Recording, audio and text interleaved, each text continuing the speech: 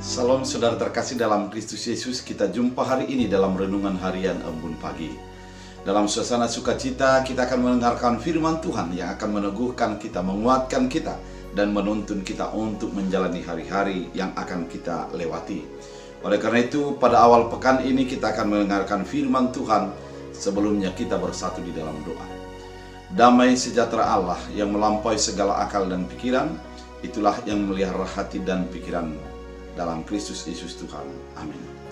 Saudara terkasih dalam Kristus, firman Tuhan untuk kita dari Jepanya 3 ayat 9. Dalam bahasa Batak Angkola dikatakan, tapi duk salpui pobot kumarohani halahi, niaka bangsu-bangsui gabi martangiang tuau sajona mahalahi, jana nada betu akka de batana asing, olan niaka bangsui no maal.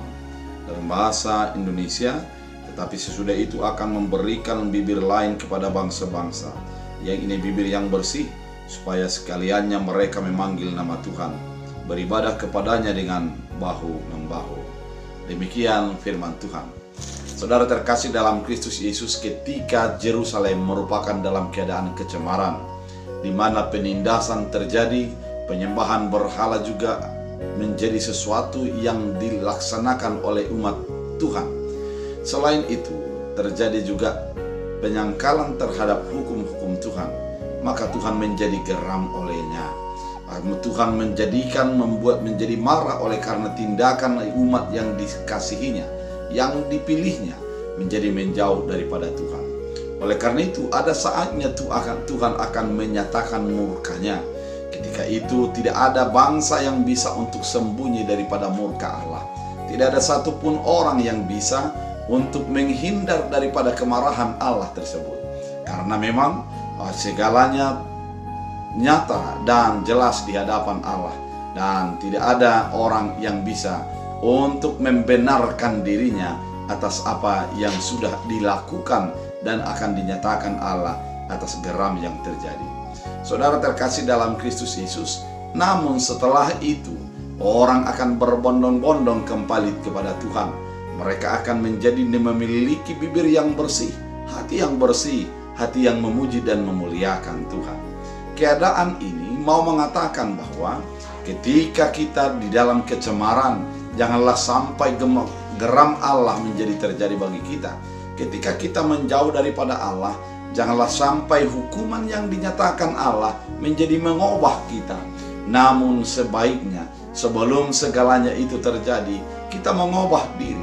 Kita semakin mendekatkan diri kepada Tuhan dan kita menyembah Tuhan di dalam roh dan kebenaran. Karena memang ketika kita mempertahankan kecemaran kita, ketika kita melupakan firman Allah, pada saat itu kita menanti geram daripada Allah sesungguhnya. Tuhan pasti berkuasa untuk menyatakan kemarahannya atas orang yang menjauh daripada Tuhan. Oleh karena itu, saudara terkasih di dalam Kristus Yesus, yang dikehendaki pada saat ini adalah kita menjadi mendekatkan diri kepada Tuhan. Kita menjadi menyerahkan diri kepada kehendak Tuhan. Sehingga dengan demikian kita menjadi orang yang dibenarkan, orang yang mendapat anugerah keselamatan itu. Dan kita menjadi tidak dikenakan geram dan kemarahan Allah. Saudara terkasih di dalam Kristus Yesus, ketika Allah sudah menyatakan kuasanya, ketika Allah sudah menyatakan geramnya, yang menjadi rugi adalah kita sendiri. Pertobatan itu pasti akan terjadi, namun pertobatan itu merupakan sesuatu yang berdampak dari geram Allah, sesuatu yang merugikan bagi kita sendiri. Oleh karena itu, saudara terkasih dalam Kristus Yesus, firman ini mau mengingatkan kepada kita, cek dulu dirimu, cek dulu kehidupanmu, cek dulu imanmu kepada Allah.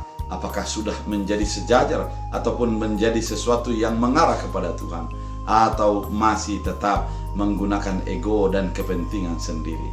Ketika kita datang kepada Tuhan, menyerahkan hidup kepada Tuhan, pada saat itulah Tuhan akan menjadi tetap memberi kasih karunia, menyatakan berkatnya di dalam kehidupan kita. Oleh karena itu, saudara terkasih di dalam Kristus Yesus, biarlah firman ini mengingatkan kita bahwa Tuhan pasti akan menyatakan kuasanya dalam hidup kita. Namun kita dibutuhkan bagi kehidupan kita adalah untuk tetap datang kepada Allah tanpa menunggu marah dan geram Allah dalam kehidupan kita. Biarlah hidup kita menjadi tetap berpadanan dengan kehendak Allah. Tuhan Yesus memberkati. Kita berdoa. Terima kasih Tuhan atas firman yang Kau nyatakan melalui Zefanya pada saat ini, mengingatkan umat Tuhan agar merubah diri, mendekat kepada Allah yang baik, yang selalu menuntun dan membebaskan kami. Biarlah firman ini menjadi berakar berbuah dalam hidup kami, sehingga kami menjadi mencintai kehendak Tuhan dan menyukai kepada keinginan Tuhan dalam hidup kami. Terima kasih Bapa, firman ini menjadi berakar berbuah. Hamba berdoa bagi setiap yang sakit Engkau sembuhkan, yang lemah Engkau kuatkan, dan setiap orang yang memulai aktivitas pada hari ini, berkati dan tuntun mereka agar apa yang mereka lakukan menjadi berkenan di hadapan Tuhan. Dalam Kristus Yesus kami berdoa mengucap syukur. Amin. Tuhan Yesus memberkati.